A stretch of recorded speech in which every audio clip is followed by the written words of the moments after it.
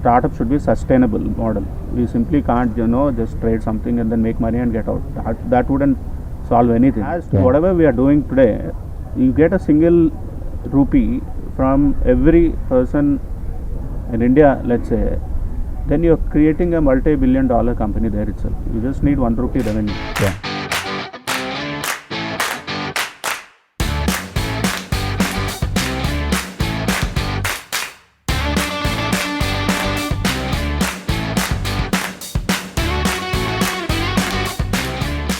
Hello everybody, welcome to Entrepreneurship Simplified, and this show is going to introduce you to the real life entrepreneurs who have actually kind of faced all the real life challenges and the successes and failures, and they are going to share with you how they actually kind of overcame during these challenges and became as a champion entrepreneur.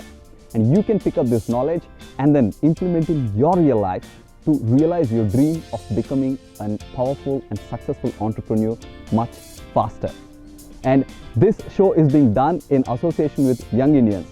Young Indians is a movement of Indian youth to converge, co-create, lead and influence India's future.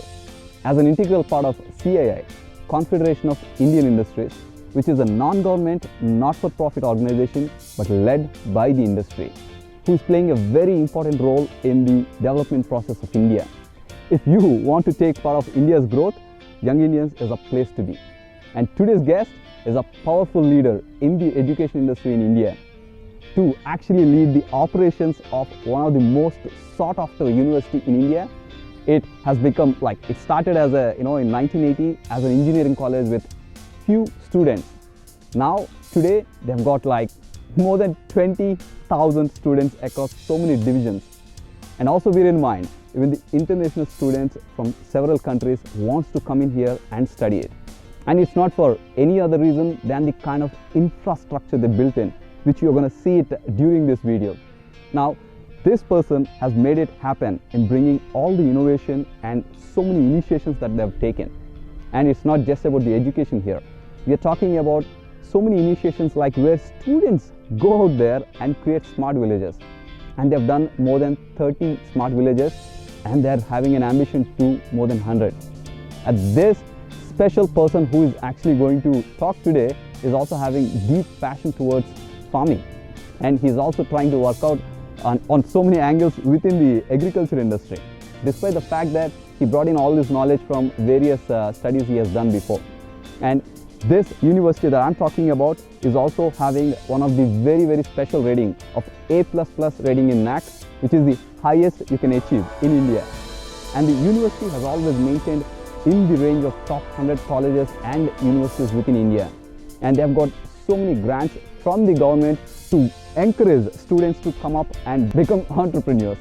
And this is the special thing about this whole episode is so far we have been talking to the entrepreneurs who moved out of college. And this episode is going to talk about the university who is creating an infrastructure who is going to inculcate entrepreneurship at the time of studies itself. So help me to introduce the young and dynamic leader and the Vice President of Koner Lakshmaya University, Raja Harin. Hi Raja. Hi Raja, how are you doing? Great, how are you? Very, very good, and I'm so happy to have you on the show. I'm happy too. Have a seat. Thank you. And even before I really go into the journey of entrepreneurship, it's been 40 long years, and it started as a small engineering college. Yeah. And then 40 long years, you've been really evolved as a university, starting from a college, right? Right. How has this journey been? I'm talking even as an, not just as an entrepreneur, but in terms of, you must have been a kid at that time, right? Right. What is the kind of transformation you have seen? Can you please share with us? A lot of changes, I would say, in the last 40 years. Initially, when we planned it, we only planned it as an engineering college to serve people of Krishna, Guntur districts.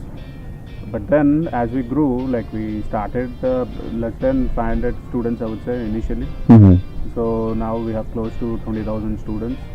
And big congratulations. That's not a small number, really. so we started with our engineering programs, and still engineering program is the anchor program for the university. And that's the program where most of our students come and study here at KL University. So from 1980, I would say after engineering we started a lot more programs. Now we are into management, pharmacy, law, fine arts, and then we have hotel management. So like that, and now we also started agriculture BSc program. So like that we have various programs, and at all levels, UG, PG, and PhD degree levels. So we have international students, and all of this wasn't easy, I would say, because staying any rank is fine, but if you want to stay number one continuously, it takes a lot of effort, and you do not know the direction you have to venture into. Usually the leaders are in the front, right? So like what we do usually sets the target, I would say, for most of the colleges and institutes around us. So doing that for the first time is something that we it'll be experimental. If we take a step towards in one direction, it would be experimental for us. So to try more steps, you need a lot of time. That means you have to continuously be on your feet. But that's something that I would say, and we usually do not compare ourselves with anyone else, because we try to find our own direction, and then that's how we got here. I would say now we are one of the highly ranked universities in India. We've been in top 100 in Government of India rankings for the last 3 years. In university category we are there, and overall category we are there in engineering, and then we are also there in management. So like this, I would say it's been a very continuous process, I would say, to be here. Wow. I mean, I think if I can keep on talking about the achievements that the university and you have actually achieved, I think the interview length is not even enough. But what I want to ask you is, as a Young Indians, right, you are also the founding chair, right? Right. So as in Young Indians, the efforts that we are keeping is in terms of bringing the entrepreneurship as an awareness, right? Right. Now I'm seeing, as a friend, I understood you're doing really a lot of projects to make sure these entrepreneurs are actually out there and able to do experiments, and then making sure that you're giving the backup. So can you please share with us, because this whole show is all about entrepreneurship simplified, right? Can you please share with us some of the initiations and the projects that you're doing within the university? Right. We started developing this entrepreneurship for almost a decade now, I would say. So initially we didn't know, nobody was talking about entrepreneurship 10 years ago. We had a lot of faculty visiting from abroad who were trying to help us develop how taking the models that are existing abroad, because in India at that time, I would say, there are very few institutes, and they've been experimenting on their own, but I wouldn't say they have like a very proper, super strong entrepreneurship ecosystem built with bringing out successful entrepreneurs. So then we started. We initially we were doing a lot of ideation programs. Out of these ideation programs, ideas were coming, people were starting, but again they were failing simply because we didn't have proper developed ecosystem in the university as such, and we didn't know how to take the students ahead in making these companies successful. But later on, one by one, we learned. It was a learning curve for us. It took almost 5 years, I would say. And then in 2015, we established and opened an incubation center in the university. And so since then, I would say, so far we have close to 100 successful startups who have come, out of which good number of them have graduated, and then they're doing business outside right now. These are in different sectors. They're in technology, they're in agriculture, I would say, they're in business sector. So it is just not one specific sector we have taken. And then what we did initially is to bring this culture into the university. We also integrated that for about 3 years or 4 years into our annual fest that happens in the university. So the science and the technology management fest that we do once a year, where students from outside the university also visit. So we conducted a lot of events, so that taking this entrepreneurship culture, we took it into the student community. And taking also, we didn't simply say entrepreneurship, startups, you do ideation. Not like that. We, for every of these fests that we did, we had a purpose. I would say, let me give you an example. So one of the fests that we did, the title of it is very long. It is sustainable socio-economic development through technology intervention. So that's a very long title for a college fest, but that's what we put, because every word meant something. Yes. Whatever we do, a startup should be sustainable model. We simply can't just trade something and then make money and get out. That wouldn't solve anything. Yeah. So a sustainable socio-economic development. In a country like India, we have the richest of the rich people in the world, the poorest of the poor people in the world. Absolutely. And so it has, whatever we are doing today, you get a single rupee from every person in India, let's say, then you're creating a multi-billion-dollar company there itself. You just need 1 rupee revenue from every citizen. So the model should be in such a way that there will be socio-economic development also impacting every citizen, especially who are in the lower income bracket. So that's what we thought. It should be socially relevant, and it has to bring in economic development to Indian rural community. So that was the theme: sustainable socio-economic development through technology intervention. So using technology to solve the problems of rural India. That basically meant that. So through that, if you are able to do that, you get startup ideas, and through that you solve a lot of problems and you create business models through it. So like microfinancing is something that in India we have seen, where people have started giving loans for the rural women for the small businesses, 5,000, 10,000, 20,000. So this was the size of the financing. So this is a business model, but helping the rural women. So this is an example of that. What we did is like to have this kind of a name, so that people will understand the how business that an entrepreneur should start in India today is through this. This is how they need to develop. You have a lot of technology startups that are not really solving any problem. Any problem. I mean, it could be done, but that's not the idea. For a business to be sustainable, I would say you have to solve real problems and challenges.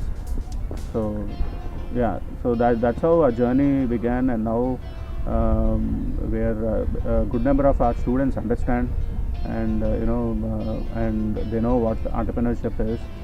So we help them grow this way. And first of all, I want to say kudos to the kind of courage you had to keep such a name, right? Because I have been trying to promote something called Conscious Enterprises.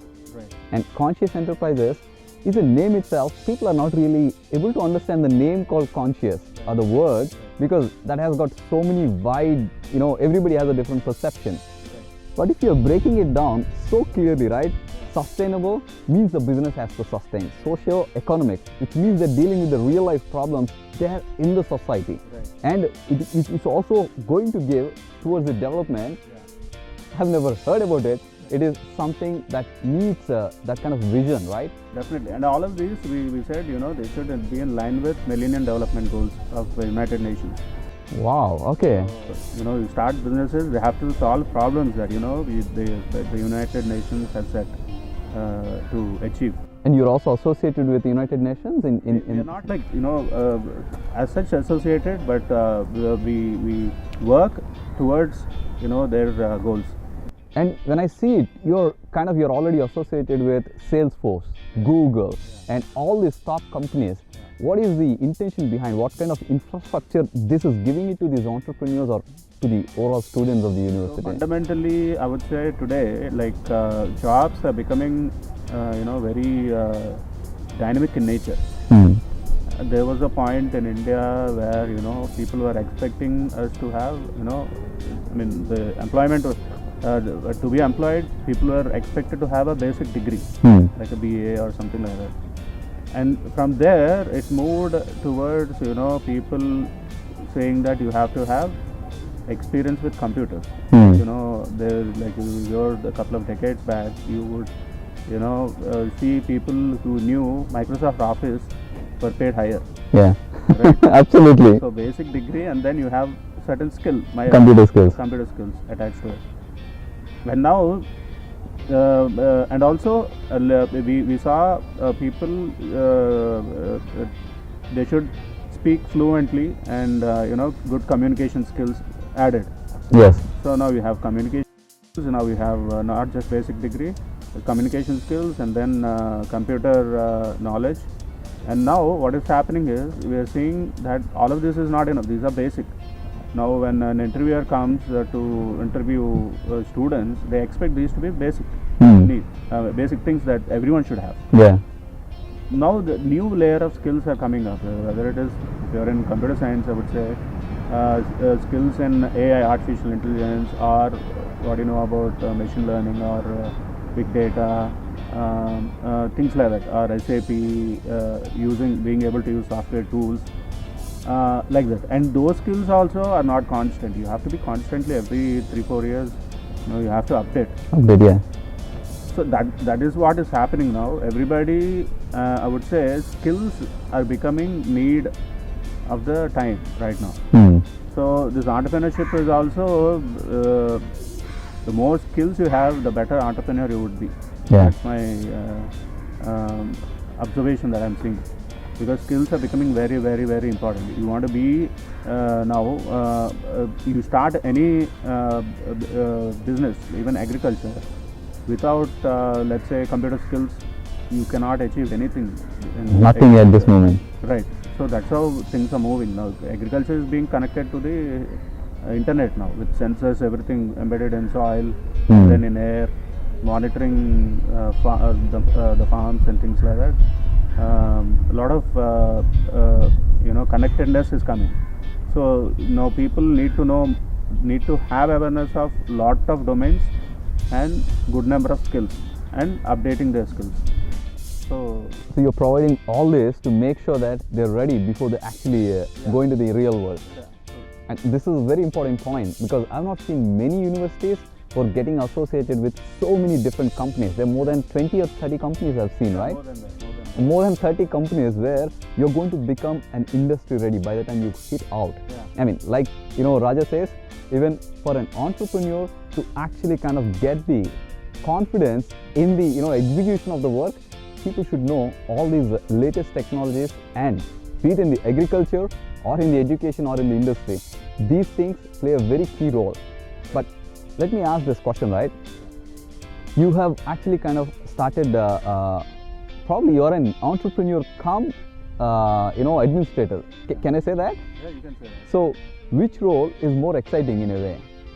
I would say both of them have their own challenges and things, but again, as an entrepreneur, you would have to have independent thinking, and you would have to build the systems. Now, as an administrator, you have to work in the system. So there is a difference. Yeah. So obviously, being an entrepreneur is definitely challenging, I would say. But being an administrator, you can achieve a lot more things, creating more impact to people. At least that's what I think. But obviously, if you are an entrepreneur, which create a lot of impact, you can actually create much bigger impact also. Yeah. So I would say that. And I mean, this is a very important point. The first thing is being an entrepreneur is always exciting. However, it's the administrator who's going to take the idea and execute it and get the impact. That's a really beautiful way of putting this experience into words. And then an entrepreneur should become an administrator Yeah. at a given point, because one idea you call it entrepreneurship, but idea every day is called administrator, I would say. Yeah. You know, every day you have to manage a lot of people, so you need to get ideas how to manage those people and things and everything. You have to solve problem on daily basis. Let me give you an example. You're building a building and you have to manage that entire project. It's 10 floors building or 20 floors building. You have to manage men and resource. Suddenly your labor contractor, he doesn't show up. But you take a loan for which time is running. If he doesn't show up for let's say a week, you still have to pay the interest. Yes, it's running, but Yeah. You have to solve that problem.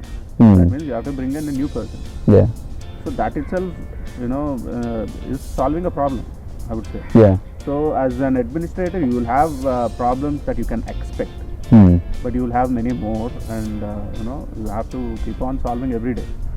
So that's something. I can totally relate to what you're saying, because being part of the ecosystem of startups, where as an investor I used to see so many people who come up with the idea saying that yes, this is my brilliant idea, this is having potential of how many 10,000s of crores, and when it comes to the real execution, like an administrator, they give up. And like I said, one of the very silliest thing is somebody says he failed in love around that time, and then he went off to Himalayas. What happened to the company? That needs execution, right? Idea needs an execution to get into the reality. And this is a very important lesson. I want you to really note it down, because idea alone will never work for anybody. It has to be executed, and you have to behave like an administrator within the entrepreneurship. Yeah. I mean, my observation is like what you said. A lot of these startups, they're very, they're very enthusiastic. The ideas that they get, but what they forget is this idea. Lot of people still, I've seen, startups, starting at various places with a similar ideas. So getting an idea is not only the criteria for for a startup. A startup, I would say, needs three things. One is the person who is driving it, and the idea forms with the vision. The second one is a very, very, very good manager. I mean, one person can be the same, but managing the entire show is very, very important. Yeah. And now the third thing is marketing, digital marketing, how you market it to your customer. So these three things are very, very important, I would say, for any startup. And usually what I see is if I am an investor, I would trust a person rather than his idea, because like it might be $1 billion idea, but it's nothing without the person who's running it. Yeah. So the team, whether they have a good idea and vision, the management team and the team of marketing, all of these three are very critical. So the team forming these three, I would say, is very, very important. They should not, leave it in midway. So this observation, but I would say most of the startups fail because, one person feels that this is my idea. Who are you? Yeah. To another team member. Yeah. So you, as an investor, if I'm an investor, I would observe the person who is coming in, how his attitude, his commitment, and he should also let go of the things that he needs to do. Yeah. In the sense, Delegation. he needs to be very good at delegating work, and then he should be willing to keep his idea first, not him first. So those are some qualities that I personally think are required for an entrepreneur. I can't agree more, because see, the whole entrepreneur, the startup ecosystem is put into 3 points here, and if you're really going to start, you must note it down. Number one, put the idea ahead of you, but the investor is going to look up to you. What is your attitude towards getting all the way idea into the execution and to the reality? Second is, you need to become a good manager and delegate to the people. Have the right team in terms of making sure that you're not having the ego saying that it's your idea. Your idea is an idea or a gossip until the time it becomes $1 billion, right? And the third thing is about the marketing. There is nothing can be said unless you have a customer. And all these things, like in a nutshell, you just put it in probably in a minute, but you need really so many books and mentors to really understand this. So thank you so much for that. We are not in any national park. We're actually in the middle of a university which has so much of greenery, and thanks to the management who spent a lot of time on management to build something like this. This is something very unseen. You might have hardly 5 to 10 institutes who maintain so much of greenery, Raja. It's something absolutely amazing. Right. For us, like we have trees. First thing I want to say is 99% of all the trees that are there here are planted. Wow. Okay. So that means like these are not trees that when we came in, the trees weren't there. It was mostly fields. So we try to maintain biodiversity. So the plants that you see around, repetition is very low. So we don't use any fertilizer or any pesticide for any of these trees. Simply by maintaining a proper biodiversity in the ecosystem, what happens is like always these pests will be managed and the nutrients will be circulating within the ecosystem. So that's how we try to maintain a natural, a low cost garden. A garden maintenance is also very low. Really? Okay. Yeah. Because it's there for so many years and it is self-sustaining. Self-sustaining, particularly because we don't use lawns that need so much of water. The lawns that you see here are very little watering they require. So okay, the soil is not dry most of the time. It has got enough water. Because of the shade. Soil should never be open. For a good soil health, I would say it should be covered with something. Oh, okay. So we have lawns, but these are all shade lawns. So they, with very little sunlight and with very little water, they sustain themselves. I can hear the agriculturist within you right now. I never heard about it. That's really good. I can safely call that you had an organic growth, or I can call it as an organic university, because you have that kind of an organic growth within the trees, also in the students. That's really a commendable achievement, I would say. So that brings us to the end of part 1, which is an interesting conversation about an entrepreneur's perspective and also an investor's perspective on how the entire ecosystem of startup system is running at this moment, and how you can actually kind of start at any time by making sure that you plug in all these loopholes and then actually using your strengths, and if required, use all the resources the university is going to offer, just like incubation center and so many other resources. However, I need to bring it down this to another part just because it is so much of useful information, right? And maybe comment below what is that one most important value you got from this particular video, because the next part is going to be very, very interesting, because we are closing on a note related to agriculture, but in the next part Raja has shared something really important, how the agricultural industry as an industry is running within India, and how you can actually take part of that growth as a startup ecosystem. Again, it's very, very interesting, and I can't tell you that probably is one of the most interesting conversation I ever had in terms of agriculture industry. So make sure to tune into the part 2. That's gonna be really, really exciting and useful for you for your entrepreneurial journey. Thank you for watching the video. If you enjoyed the video, make sure to give it a like or comment below. What are your thoughts, views, or any questions you may have in terms of the startup ecosystem or anything for that matter. But if you're tuning into the channel for the first time, remember to click the subscribe button and also ring the bell next to it, because I'm dedicated to bring in one video every single day on how you can simplify your life. I see you in the next video.